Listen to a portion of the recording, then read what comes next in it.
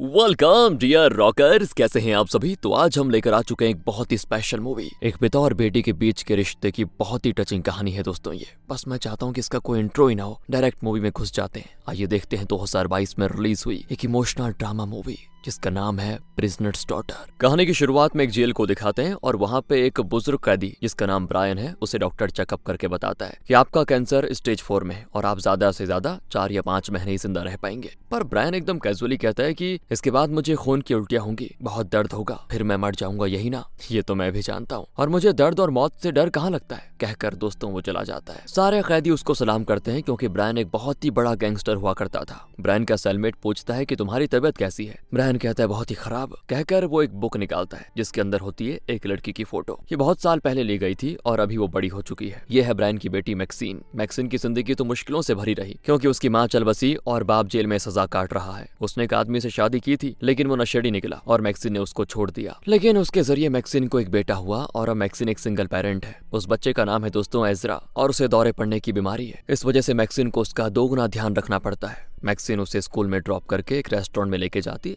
जहां वो वेट्रेस का काम करती है, लेकिन वहां भी उसका पति आकर पैसे मांगता रहता है उससे। वो कहती कि मेरे पास इसके इलाज करने के लिए पैसे नहीं है तो मैं क्या खाक दूंगी, और अब तुम मेरे कोई लगते भी नहीं हो, दफा हो जाओ यहाँ से। पर वो उल्टा वहां पे हंगामा करने लग जाता है। तो इतने में रेस्टोरेंट का मैनेजर आकर पूछता है कि तुम्हारी प्रॉब्लम क्या है। तो मैक्सीन का पति और अकड़ कर कहता है कि प्रॉब्लम बता दूंगा तो सुलझा दोगे क्या, कहकर वो उसे पीट कर चला जाता है। और बेचारी मैक्सीन मैनेजर को संभालने की कोशिश करती है लेकिन वो मैक्सीन को नौकरी से निकाल देता है। इसी बीच यहाँ जेल में दिखाते हैं वार्डन ब्रायन को बुलाकर ये कहता है कि आप कई सालों से यहाँ पे सजा काट रहे हैं और इस दौरान आपका बर्ताव भी अच्छा रहा। अब तो आपको लास्ट स्टेज कैंसर हो गया है, तो हमने सोचा कि आप अपना आखिरी जेल में ना बिताएं बल्कि अपनी बेटी के साथ बिताएं। लेकिन उसके घर में भी आप अंडर अरेस्ट ही रहेंगे, मतलब आपके शरीर में एक डिवाइस अटैच किया जाएगा और अगर आपका लोकेशन चेंज हुआ तो हमें यहाँ पे सिग्नल मिलेगा और हम आपको फिर अरेस्ट करके जेल में डाल देंगे। लेकिन ये सब तभी हो सकता है जब आपकी बेटी आपको अपने साथ रखने के लिए मान जाए। तो ब्रायन कहता है मुझे अपनी बेटी को देखे हुए, उससे बात किए हुए कई साल हो चुके हैं। हमारा खून एक है लेकिन परिवार नाम का कोई कनेक्शन हमारे बीच है नहीं। पता नहीं वो मुझे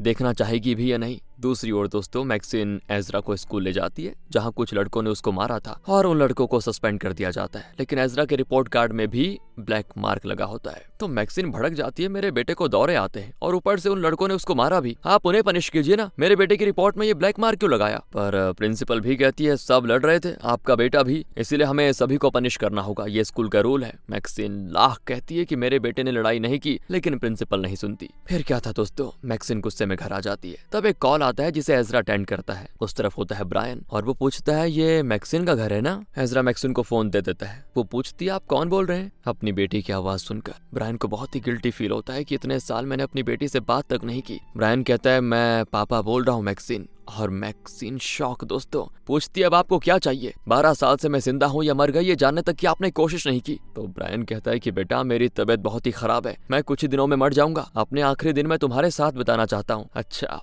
तो मरने से पहले ही आपको मेरी याद आई है ना। मैं तो ये मानकर जी रही हूँ कि मेरा बाप मर चुका है, अब तक आप जहाँ जैसे थे वैसे ही रहिए, मेरे पास आने की कोशिश मत कीजिए। ये कहकर वो कॉल काटने जाती है लेकिन तभी ब्रायन कहता है कि बेटा कॉल कट मत करो, पहले जिसने फोन उठाया वो तुम्हारा बेटा है क्या, उसका नाम क्या है। मैक्सीन कहती है एजरा और कॉल काट देती है। यहाँ ब्रायन कहता है एजरा अच्छा नाम है, पर वो बड़ा दुखी होता है यार कि बेटी ने उसको अपनाया नहीं। रात को मैक्सीन एजरा को सुलाकर एक बार में जाकर काम करती है और फिर देर रात को घर आती है। बेचारी बहुत ही मुश्किलों के बीच वो अपना गुजारा कर रही होती है। अपने बेटे के इलाज के लिए उसको 2 या 3 घंटे जगह जगह काम करके पैसे जुटाने पड़ते हैं और एजरा को एंटीफिट्स दवाइयों की जरूरत पड़ती है। अगले दिन दोस्तों मैक्सीन एजरा की दवाई लेने के लिए जाती है लेकिन उसका कार्ड डिक्लाइन हो जाता है क्योंकि अकाउंट में पैसे नहीं होते और हाथ में सिर्फ होते हैं $20, जबकि दवाई का दाम है $171। तो मैक्सीन फाइनली अपने पति के पास जाकर पैसे मांगती है क्योंकि आखिर एजरा उसका भी तो बेटा है। वो कहता है मेरे पास सिर्फ $20 ही है। तो आज मैक्सीन उस पे चिल्लाती है कि तुम्हारे पास ये नशीले पदार्थ खरीदने के पैसे हैं, लेकिन वहाँ रोज रोज मौत से लड़ते हुए अपने बेटे के इलाज के लिए तुम्हारे पास पैसे नहीं है। और फिर कोई रास्ता ना पाकर मैक्सीन जेल में अपने पापा को कांटेक्ट करती है। ब्रायन पूछता है क्या हुआ बेटा, कोई प्रॉब्लम तो नहीं है ना। मैक्सीन कहती है हालचाल बताने का टाइम नहीं है मेरे पास, आपके पास पैसे है क्या। ब्रायन कहता है हाँ मैंने थोड़े पैसे जोड़ के रखे हुए हैं। तो वो कहती है ठीक है मैं आपको अपने घर में रखने को तैयार हूँ, लेकिन हर महीने भाड़ा और आपकी जरूरत की बाकी चीजों के लिए आपको पैसे देने होंगे, मंजूर हो तो बताइए, मैं अभी लीगल डॉक्यूमेंट्स पे साइन करके आपको घर लाने को तैयार हूँ। ब्रायन पूछता है कि मेरे आने से तुम्हें तकलीफ तो नहीं होगी ना बेटा। तो वो कहती है आप बस अपने मतलब की बात कीजिए वरना कॉल काट रही हूँ मैं। ब्रायन कहता है ऐसा मत करो बेटा, मैं तुम्हें पैसे दूंगा, तुम आकर साइन करके कि मुझे लेके जाओ, और वो भी ओके कहकर कॉल काट देती है। मैक्सिन को तो दोस्तों इस बात की तसल्ली है कि एजरा के लिए दवाई खरीदने के लिए पैसों का इंतजाम हो जाएगा, और वो किसके पैसे? ब्रायन के पैसे होंगे। ब्रायन रिलीज होने वाला होता है तो कैदी कहते हैं, गुरु बाहर जाकर अगर किसी चीज की जरूरत पड़े ना तो हमें खबर कर देना, हर तरह से आपकी मदद करेंगे हम। और फिर पुलिस ऑफिसर्स ब्रायन को लेकर मैक्सिन के घर पे आ जाते हैं। मैक्सिन को देखकर ब्रायन कहता है, तुम बहुत बड़ी हो गई हो बेटी, लेकिन बचपन में तुम जितनी प्यारी थी आज भी उतनी ही प्यारी हो। लेकिन मैक्सिन फिलहाल अपने पापा से नफरत ही करती है और वो ज्यादा वैसी बात नहीं करती इमोशनल। वो कहती, देखो इन बातों से मुझे कोई मतलब नहीं है, मैंने आपको सिर्फ पैसों के लिए जेल से छुड़ाया, बात खत्म। इसलिए ये मुझे बेटी मत कहना और ना ही मेरे बेटे को बताना कि आप मेरे बाप हो। एजरा के लिए आप सिर्फ एक अंकल होंगे, ना कि उसके नाना। अगर मंजूर हो तो अंदर आ जाइए, वरना अभी अभी चले जाइए, कोई दिक्कत नहीं है। बेचारा ब्रायन बड़ा दुखी होता है कि क्या करे, नसीब में यही लिखा था। कहता है, ठीक है बेटी, जैसी तुम्हारी मर्जी, मैं तुम्हारे बाप होने का हक जताने की कभी कोशिश करूंगा ही नहीं। खुश। पुलिस ऑफिसर्स उसे घर के अंदर लेके जाते हैं और उसके पैर में एक डिवाइस फिक्स कर देते हैं। वो ब्रायन को बताते भी हैं कि ये डिवाइस हमेशा आपके पैर में होना चाहिए, अगर आप घर से बाहर गए तो हमें लोकेशन बता देगा और हम तुरंत आपको वहां पे अरेस्ट कर लेंगे। तो ब्रायन देखता है कि वो 12 साल पहले अपना घर जिस हाल में छोड़ गया था अभी भी उसी हाल में होता है वो, लेकिन कुछ चीजें गायब होती हैं। वो मैक्सिन से पूछती है, क्या हुआ? वो कहती है, होना क्या था, आपके जाने के बाद माँ भी ज्यादा नशा करने लगी और आखिर में मर गई। आपको तो गुंडागर्दी करने से फुर्सत नहीं थी, जेल चले गए, बिना माँ बाप के मैं जैसे तैसे बड़ी हुई और आखिर में शादी की, और वो भी निकला एक नशेड़ी, और मेरे हाथ में एक बच्चा देकर चला गया, और अब मुझे पैसों के लिए परेशान करता है, और मैं तो दिन रात कोई ना कोई काम करके अपने और अपने बेटे का पेट पाल ही रही हूँ, ऊपर से उसका इलाज जिसमें मेरी आधी कमाई चली जाती है। देख लो ऐसी जी रही हूँ मैं। ब्रायन कहता है कि अब मैं गैंगस्टर नहीं हूँ मैक्सिन, मैं सुधर गया हूँ। शराब पीना तो मैंने 12 साल पहले ही छोड़ दिया था, इसलिए तुम बेफिक्र रहो, मेरी वजह से तुम्हें और तुम्हारे बेटे को कोई प्रॉब्लम नहीं होगी, देखना। कहकर दोस्तों वो जेल में कमाए हुए पैसे उसको दे देता है और कहता है कि इससे तुम एजरा की दवाई खरीद लो। मैक्सिन भी पैसे लेकर बाहर चली जाती है। ब्रायन अब उस घर को अच्छे से देखने लगता है और उसको एहसास होता है कि मैक्सिन किन मुश्किलों से गुजर रही होगी। बचपन में बाप जेल चला गया, माँ को नशे से फुर्सत नहीं थी, लेकिन नन्ही मैक्सिन ने अपनी माँ का भी ख्याल रखा, पर एक दिन वो माँ भी मर गई। उसके बाद मैक्सिन की तकलीफें और बढ़ गई और जब वो बड़ी हुई तो बिन माँ बाप की मदद किए उसने शादी भी की, लेकिन वो भी बुरा आदमी निकला। बचपन में उसको जो स्ट्रगल शुरू हुआ वो आज तक बरकरार है, बेचारी आज भी तकलीफ में जी रही है। ये सारी बातें सोच सोच कर ब्रायन को बड़ा दुखी होता है। फिर मैक्सिन एजरा को बताती है कि हमारे घर ब्रायन नाम के एक दूर के रिश्तेदार आए हैं, तुम्हारे अंकल लगते हैं बेटा। एजरा तो भागकर ब्रायन के पास जाता है और पूछता है, क्या आप ही ब्रायन हो, हमारे दूर के रिश्तेदार, आइए हमारे साथ खाइए। कहकर वो ब्रायन को लेके जाता है और सभी मिलकर खाना खाते हैं। स्कूल में हुई लड़ाई में एजरा की आंख के दोस्तों नीचे चोट आ गई थी, जिसको देखकर ब्रायन पूछता है कि ये चोट कैसे लगी, पर मैक्सिन एजरा को कुछ कहने नहीं देती। गुस्से में एजरा चला जाता है। फिर ब्रायन मैक्सिन से कहता है कि मैं जानता हूँ तुम मुझसे बहुत ही गुस्सा हो और ये जायज भी है, लेकिन मैक्सिन कहती है, मैं गुस्सा क्यों होने लगी, नाराजगी तो अपनों से होती है, परायों से नहीं। आप चिंता मत कीजिए, कोई नाराजगी नहीं है। और हाँ, ये फिर से बेटी बेटी मत कहिए, ये बाप बेटी का रिश्ता जोड़ने की कोशिश मत कीजिए। मेरे अंदर अब ऐसा कोई इमोशन नहीं रहा बाप बेटी का। मेरे लिए बस आप एक क्रिमिनल हो जो पैसों के लिए दूसरों को मार भी डाल सकता है। जब तक आप यहाँ पे हैं चुपचाप रहिए, मेरे और मेरे बेटे पे ये प्यार जताने की कोशिश मत कीजिए, नहीं चाहिए हमको आपका प्यार। इस तरह से उसके मुंह पे कहकर मैक्सिन चली जाती है। ब्रायन अपने कमरे में जाकर सोने की कोशिश करता है, लेकिन उसको नींद कहाँ आनी थी। अगले दिन मैक्सिन एजरा को उसका टैबलेट देकर उसे स्कूल ले जाने वाली होती है और तब ब्रायन आ जाता है। तो एजरा पूछता है, अंकल क्या आप मेरे नाना को जानते हो? ब्रायन कहता है कि हाँ, जानता क्यों नहीं बेटा, जानता था। ये माँ कहती है कि मेरे पैदा होने से पहले नाना मर गए थे। और फिर ब्रायन मैक्सिन को घूरता भी है कि तुमने मुझे मार डाला क्या पहले ही। खैर, एजरा कहता है कि मुझे अपने नाना के बारे में और भी बहुत कुछ जानना है। तो ब्रायन कहता है, मैं बताता हूँ तुम्हें बेटा, तुम्हारे नाना बहुत ही भले आदमी थे, किसी से गाली गलौज लड़ाई झगड़ा कुछ नहीं करते थे, बहुत ही रहम दिल थे। और मैक्सिन को गुस्सा आ जाता है दोस्तों इस पे। अंकल, माँ कहती है कि मैं बिल्कुल अपने नाना जी पे गया हुआ हूँ और जिस तरह नाना जी माँ को बचपन में हंसाया करते थे उसी तरह मैं भी कुछ न कुछ कहकर उनको हंसा देता हूँ। जब नाना जिंदा थे तो वो माँ को बहुत ही खुश रखते थे, ऐसा माँ कहती है। कहकर वो चला जाता है। और दोस्तों यार, ब्रायन ना बड़ा दुखी होता है क्योंकि एक समय था जब ब्रायन अपनी बेटी के साथ बहुत ही प्यार से रहता था, लेकिन उसके बाद वो अंडरवर्ल्ड में फंसा और एक गैंगस्टर बन गया। उसके बाद मैक्सिन बिल्कुल अकेली हो गई। ब्रायन बहुत ही गिल्टी फील करता है कि उसकी वजह से उसकी बेटी की लाइफ इस कदर बर्बाद हो गई। दूसरी ओर मैक्सिन एक अच्छी नौकरी की तलाश में है जहाँ उसको डिसेंट सैलरी मिल सके और उसको 2-3 जगह काम ना करना पड़े, लेकिन अच्छे काम के लिए कम से कम ग्रेजुएशन की मांग तो होती है। लेकिन मैक्सिन के हालात ही ऐसे हैं कि वो कॉलेज की पढ़ाई नहीं कर सकती थी। फिर भी दोस्तों एक अच्छी नौकरी की तलाश वो जारी रखती है। दूसरी ओर ब्रायन अपने एक दोस्त को कॉल करता है जो कि एक बॉक्सिंग कोच है। ब्रायन का नाम सुनते ही वो पूछता है, अबे ब्रायन तू कब रिलीज हुआ? ब्रायन कहता है मैं रिलीज नहीं हुआ हूँ। तो दोस्त कहता है जेल से बच निकला क्या? ब्रायन कहता है नहीं यार, बाकी सब बाद में बताऊंगा, लेकिन फिलहाल मुझे पैसों की सख्त जरूरत है। मैंने बहुत पहले बॉक्सिंग एकेडमी खोलने के लिए तुम्हें जो पैसे दिए थे, क्या वो रकम लौटा सकते हो? लेकिन दोस्त कहता है कि फिलहाल तो नहीं है यार, अब तुमसे क्या छुपाना, यहाँ कई लोग आकर फ्री में बॉक्सिंग सीखने लग जाते हैं। ये कहकर वो अपने हाथ को देखता है, उसने गोल्ड वॉच पहनी हुई है। वो कहता है मैं जल्दी तुमसे मिलूंगा। स्कूल में दोस्तों एजरा को कुछ लड़के बहुत ही बुली कर रहे होते हैं। उनसे लड़ने की ना एजरा में ताकत है और ना हिम्मत। दूसरी ओर जब ब्रायन घर पे होता है तो एक कार आती है जिसमें से उसका पुराना पार्टनर उतरता है। किसी जमाने में ये दोनों मिलकर एक बहुत ही बड़ा गैंग चलाते थे। ब्रायन कहता है कि तुम्हें मुझसे डरने की जरूरत नहीं है, मैं ना तुम्हारे बारे में और ना तुम्हारे धंधे के बारे में किसी को बताऊंगा, मुझ पे विश्वास करो यार। तो पार्टनर भी कहता है अरे तुम पे कैसा शक करूं यार, मुझे हमेशा से तुम पर पूरा भरोसा रहा है। मैं तो बस ये पूछने आया था कि तुम्हें किसी मदद की जरूरत हो तो बताओ, बस मैं कुछ भी करने को तैयार हूँ। ब्रायन कहता है तुम्हारा भाई कोई कंस्ट्रक्शन बिजनेस करता है ना, क्या तुम उससे कहकर इस घर की मरम्मत करवा सकते हो? पार्टनर कहता है बस इतनी सी बात है, कल ही मैं उससे कहकर कुछ आदमी भिजवा दूंगा यहाँ पे, इस घर का होलिया बदल कर रख देगा वो, बढ़िया सा, फिक्र मत करो। दोस्तों यहाँ स्कूल में एजरा को बुली करने के बाद वो लड़के चले जाते हैं, जिसके बाद एजरा पेट दर्द का बहाना करके घर आ जाता है। ब्रायन पूछता है इतनी जल्दी कैसे आ गए बेटा? तो एजरा कहता है वो स्कूल में कुछ लड़के ना मुझे चाकू दिखाकर बुली कर रहे थे, बस इसी डर के मारे मैं घर आ गया। अंकल अगर आप मेरी जगह होते ना तो क्या करते? ब्रायन कहता है सिर्फ मैं ही नहीं, तुम्हारी जगह पे कोई और भी हो उसे उन पुलिस को पीटना चाहिए। लेकिन अंकल उन लड़कों के पास तो चाकू था ना। तो ब्रायन कहता है वो बस तुम्हें डरा रहे थे, एक बार उसे पीट दोगे तो फिर वो तुम्हारे रास्ते कभी नहीं आएंगे। क्या तुम्हें पता है मैं एक बॉक्सर था? तुम पहले उठो, हाथों को यूं रखो, चिन करो नीचे, और तुम्हारे आगे जो भी पंच आए उसे अपने हाथों से ऐसे रोको, अपने ओपोनेंट की आंखों में देखो, समझे बेटा? इस तरह वो एजरा को थोड़ी बॉक्सिंग प्रैक्टिस भी देता है। जब मैक्सिन लौट आती है तो पूछती है तुम दोनों क्या कर रहे थे? एजरा कहता है हम बस बातें कर रहे थे,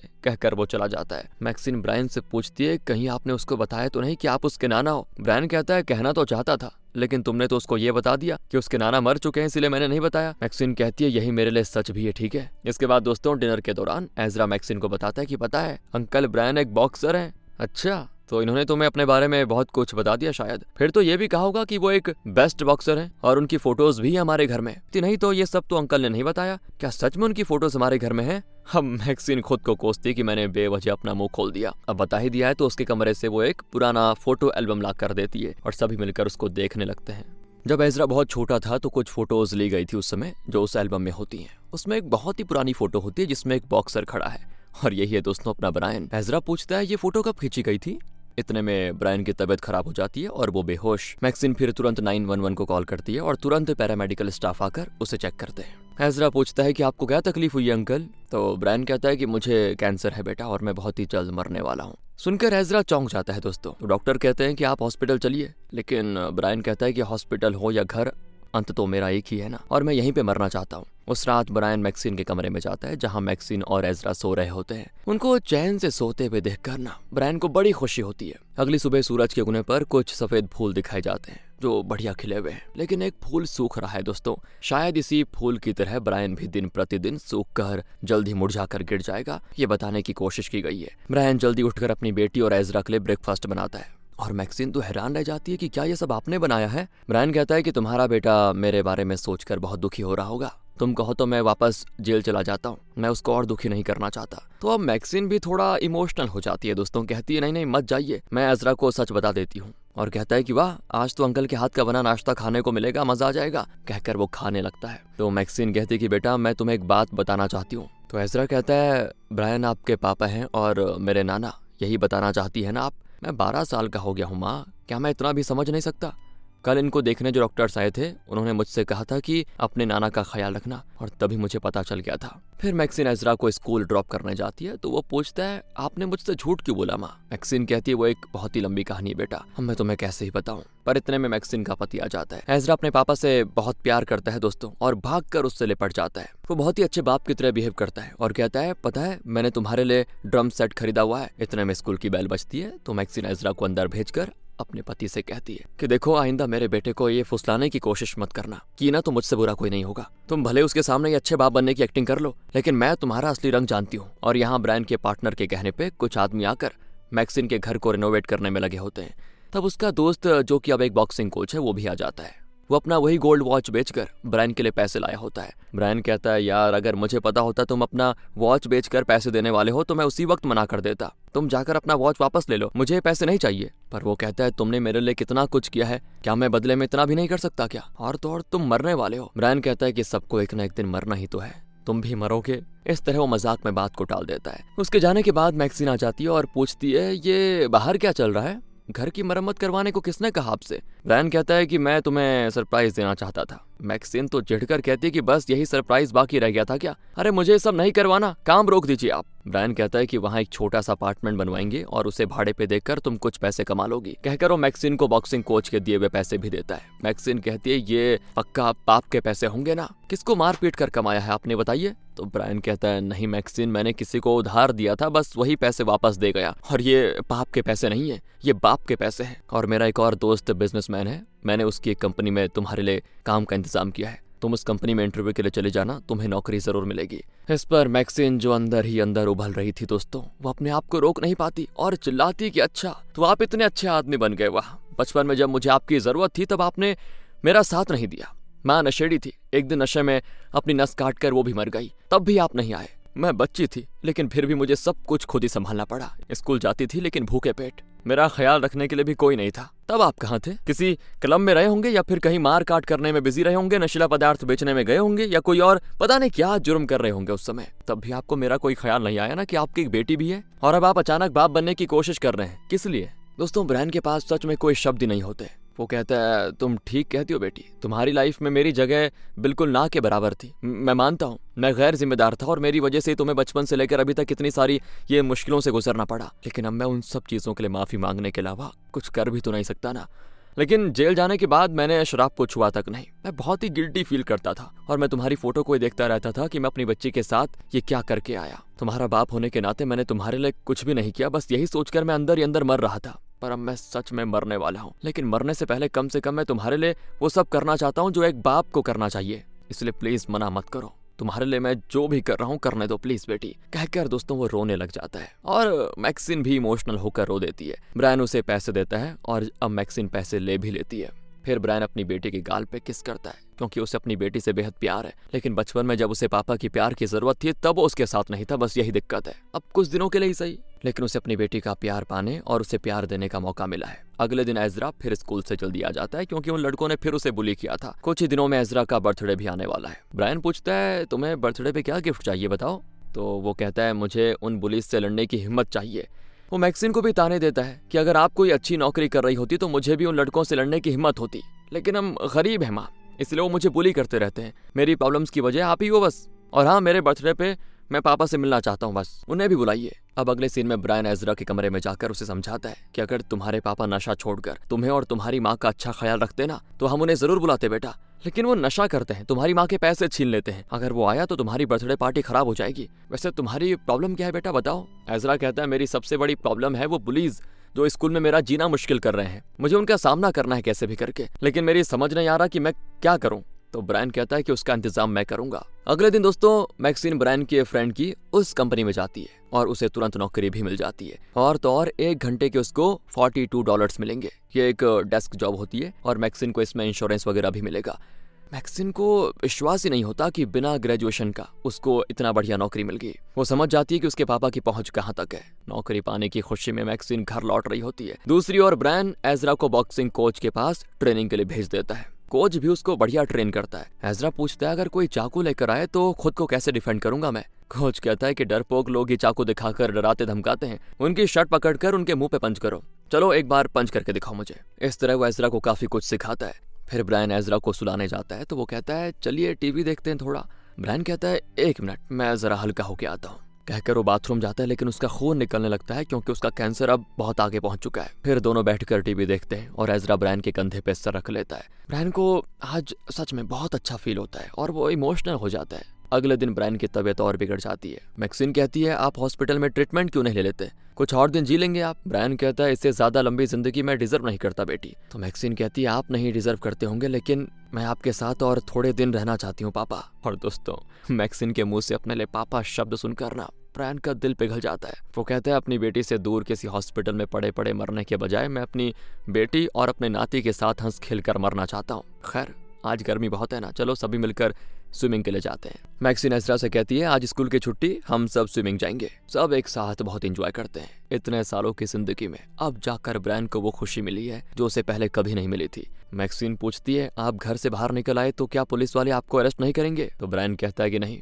मैंने उन्हें इन्फॉर्म कर दिया है कि मैं ट्रीटमेंट के लिए हॉस्पिटल जा रहा हूँ, 3 घंटे में घर लौट आऊंगा। झूठ ही सही, लेकिन 3 घंटे हमें कोई डिस्टर्ब नहीं करेगा। सभी बड़े खुश होते हैं और वहीं कुछ देर सो भी जाते हैं। वक्त का लिहाज ही नहीं रहता उनको, लेकिन 3 घंटे बीत जाते हैं। तब जाकर वो रियलाइज करते हैं कि देर हो गई। वो तुरंत ही घर के लिए निकलते हैं, लेकिन तब तक पुलिस वहां पहुंच चुकी थी और अब वो ब्रायन को अरेस्ट करके फिर जेल में बंद कर देंगे। लेकिन ब्रायन वार्डन को कॉल करके रिक्वेस्ट करता है, तो वो कहता है ये लास्ट वार्निंग है, अगर एक और बार तुम अनऑफिशियली घर छोड़कर गए तो फिर तुम्हें जेल में बंद कर दिया जाएगा। अगले दिन एजरा स्कूल जाता है जहां वो बुलीज उसे फिर तंग करने के लिए आते हैं, लेकिन एजरा को तो बॉक्सिंग की काफी ट्रेनिंग हो गई है। वो उसका शर्ट पकड़कर उसके मुंह पे पंच मार देता है। दूसरे बच्चे तो बिल्कुल दंग रह जाते हैं कि एजरा उन पुलिस को ऐसे मार रहा है, बताओ। और यहाँ लड़कियां भी इंप्रेस हो जाती हैं उससे। एजरा बड़ा खुश होता है आज। फिर क्या था दोस्तों, प्रिंसिपल मैक्सिन को बुला भेजती है। वो आकर एजरा से कहती है, तुम हमेशा मार खाते रहोगे क्या? कहकर वो मुड़ती है तो पता चलता है कि उन पुलिस के थोपड़े बिगड़े हुए हैं। मैक्सिन एजरा से पूछती है, बेटा तुमने इनको मारा क्या? एजरा कहता है, हाँ माँ, मैंने ही मारा। और फिर मैक्सिन उन पुलिस से कहती है, अगर आइंदा मेरे बेटे पे हाथ रखा ना तो टूटने के लिए ये मुंह नहीं बचेंगे तुम्हारे। इस तरह दोस्तों मैक्सिन भी उनको धमका कर जाती है। और यहाँ ब्रायन मैक्सिन के लिए जो अपार्टमेंट बनवा रहा था वो बनकर तैयार हो जाता है। बहुत ही बढ़िया बना होता है। मैक्सिन और एजरा बड़े खुश होते हैं, लेकिन एजरा अपने बर्थडे पर अपने पापा को बुलाने की जिद नहीं छोड़ता। ब्रायन मैक्सिन से कहता है, हम एजरा का दिल नहीं दुखा सकते, तुम एक बार जाकर अपने पति से बात कर लो, उसे बुला लो बर्थडे पे। मैक्सिन भी जाती है और उसे साफ साफ कह कर आती है कि तुम बर्थडे पार्टी में आ जाना, लेकिन हाँ गलती से भी नशा करके मत आना और ना ही कोई नशीले पदार्थ लेकर आना। इसके बावजूद वो नशा करके पार्टी में आ जाता है और सभी को तंग करता है। बनी बनाई पार्टी बिगड़ जाती है। ब्रायन शांति से पूछता है कि तुम अपने ही बेटे की पार्टी क्यों खराब कर रहे हो? पर वो कहता है, अरे तुम होते कौन बुढ़े मुझे रोकने वाले? बर्थडे पार्टी मेरे बेटे की है, मैं कुछ भी करूं। बस दोस्तों ब्रायन से रहा नहीं जाता और वो उसका मुंह तोड़ देता है। एक आदमी ब्रायन को रोकने की कोशिश भी करता है तो उससे भी वो मार पड़ जाती है। एजरा को तो दौरे पड़ जाते हैं देखकर। इस वजह से एजरा के पापा और उस दूसरे आदमी को बाहर कर दिया जाता है। लेकिन पार्टी तो खराब हो चुकी थी, पर इसी बहाने एजरा समझ जाता है कि उसका पापा कितना बुरा आदमी है। मैक्सिन ब्रायन से पूछती है, आप ठीक तो है ना पापा? ब्रायन कहता है, मैं ठीक हूँ मैक्सिन, लेकिन कल हॉस्पिटल जाना होगा। तुम्हारे पति को मैंने मारा, इसके लिए मुझे बस माफ कर दो बेटी। मैक्सिन कहती है, मुझसे माफी क्यों मांगते हो पापा? मुझे तो खुशी है कि आपने उस बदमाश को पीटा, पर मुझे प्रॉमिस कीजिए कि आप कुछ और दिन सही मेरे साथ बिताएंगे, यहाँ मुझे छोड़कर नहीं जाएंगे। ब्रायन भी कहता है कि मैं तुम्हें छोड़कर कहीं नहीं जाऊंगा। अगले दिन दोस्तों ब्रायन हॉस्पिटल जाता है तो डॉक्टर बताते हैं कि आपकी तबीयत थोड़ी बेहतर है, लगभग 1 और महीना जिंदा रहोगे आप। इसी बीच मैक्सिन का पति और उसके साथी आकर एजरा को उठा लेके जाते हैं और जब ब्रायन घर आता है तो मैक्सिन उसको सब बता देती है। ब्रायन कहता है, तुम फिक्र मत करो, वो एजरा के साथ कुछ बुरा नहीं करेगा, मैं जाकर उसको वापस लेकर आता हूँ और आइंदा तुम्हारा पति देखना तुम्हें कभी परेशान नहीं करेगा। कहकर ब्रायन मैक्सिन को लेकर मैक्सिन के पति के घर जाता है। मैक्सिन से कहता है, तुम कार में बैठी रहो, मैं अंदर जाता हूँ। एजरा बाहर आएगा तो उसको लेकर तुरंत यहाँ से चली जाना, पीछे मुड़कर मत देखना। मैक्सिन रोने लग जाती है कि पता नहीं पापा क्या करने जा रहे हैं। ब्रायन अंदर जाकर दोस्तों एजरा का पता लगा लेता है और कहता है कि बेटा तुम्हारी माँ बाहर कार में है, तुरंत चले जाओ। मैक्सिन भी एजरा को लेकर तुरंत निकल जाती है। अब अंदर ब्रायन मैक्सिन के पति और उसके साथियों को खूब पीटता है, लेकिन फिर वो उनके हाथ में अपना बैट देकर कहता है कि मुझे मारो। उन्हें और क्या चाहिए था, वो ब्रायन को बहुत मारते हैं। पर इसी बीच ब्रायन को घर से निकले हुए बहुत देर हो चुकी थी तो पुलिस को पता चल गया होता है और वो उसको अरेस्ट करने के लिए आ रहे होते हैं। लेकिन जब पुलिस वहां पहुंचती है तो ठीक उसी वक्त मैक्सिन का पति ब्रायन को मार मार कर उसका कत्ल कर देता है। कत्ल हो गया इसका। और ब्रायन का कत्ल करने के जुर्म में पुलिस उसे अरेस्ट कर लेती है। उसे उम्र भर की जेल हो जाती है और वो मैक्सिन को अब कभी परेशान नहीं कर पाएगा। अपनी जान देकर अपनी बेटी और नाती को उम्र भर का ये चैन गिफ्ट किया है। मैक्सिन के पति को उसी जेल में बंद किया जाता है जहां ब्रायन कैद था। वहां सभी ब्रायन को जानते हैं और उसकी बहुत इज्जत भी करते हैं, और क्योंकि ये ब्रायन की जान लेकर यहाँ पे आया तो सारे कैदी उससे नफरत करते हैं और शायद वो अपना गुस्सा उस पर जरूर निकालेंगे और ये जेल उसके लिए जेल नहीं नरक बन जाएगा। खैर दोस्तों यहाँ ब्रायन का फ्यूनरल होता है। मैक्सिन अपनी स्पीच में कहती है, मेरे पापा कोई दुनिया के बेस्ट पापा नहीं थे, बचपन में वो कभी मेरे साथ थे ही नहीं। 12 साल बाद मैंने हाल ही में उनको देखा और उनके साथ रहने लग गई, लेकिन उन 12 सालों में उन्हें एक बाप होने के नाते जो करना चाहिए था वो इन थोड़े दिनों में उन्होंने कर दिया और मुझसे दूर चले गए। मुझे पूरा यकीन है कि मेरे पति ने ब्रायन की जान नहीं ली होगी, बल्कि वो खुद ही जानबूझकर उसके हाथों मरे होंगे ताकि वो जेल जाए और मुझे चैन की जिंदगी नसीब हो। हर बाप अपने बच्चों के लिए बहुत कुछ करता है, लेकिन मेरे पापा ने मेरे लिए अपनी जान दे दी, कहकर वो अपना स्पीच खत्म करती है। ब्रायन के फ्रेंड्स, उसका पार्टनर सभी आकर उसको आखिरी बार विदा करते हैं। जीते जी वो भले एक अच्छा बाप ना रहा हो, लेकिन अपनी जान देकर उसने अपनी बेटी के लिए जो किया ना वो एक अच्छा बाप ही कर सकता था। इसके बाद मैक्सिन की लाइफ का काया पलट जाती है, क्योंकि उसके पिता ने उसकी बाकी की जिंदगी को आराम से गुजारने का पूरा इंतजाम कर दिया था। एजरा ब्रायन के फ्रेंड यानी उस बॉक्सिंग कोच से बॉक्सिंग सीखना जारी रखता है। वहाँ कई बॉक्सर्स की फोटो होती है और उनके बीच ब्रायन की फोटो भी होती है। उसको देखकर एजरा को बड़ा अजीब सा एक चैन महसूस होता है और वो स्माइल करता है। इसी स्माइल के साथ दोस्तों ये मूवी यहाँ पे खत्म होती है। रिश्ते तो कई होते हैं और हर रिश्ते की अपनी अहमियत होती है और कुछ फर्ज होते हैं। उन फर्जों को निभाकर ही उस रिश्ते की ताकत बढ़ती है। बाप बेटी का रिश्ता भी ऐसा ही है। धन दौलत के अलावा एक संतान को जरूरत होती है प्यार की, और वो भी एक पिता का प्यार बच्चे की लाइफ में देखना बहुत ही स्पेशल होता है। हमें उम्मीद है दोस्तों ये खूबसूरत कहानी आपको पसंद आई होगी, और अगर वीडियो दिल को छू गई हो तो लाइक करें, चैनल को सब्सक्राइब भी। मिलते हैं आपसे अगली वीडियो में। ध्यान रखें अपना। Thanks for watching.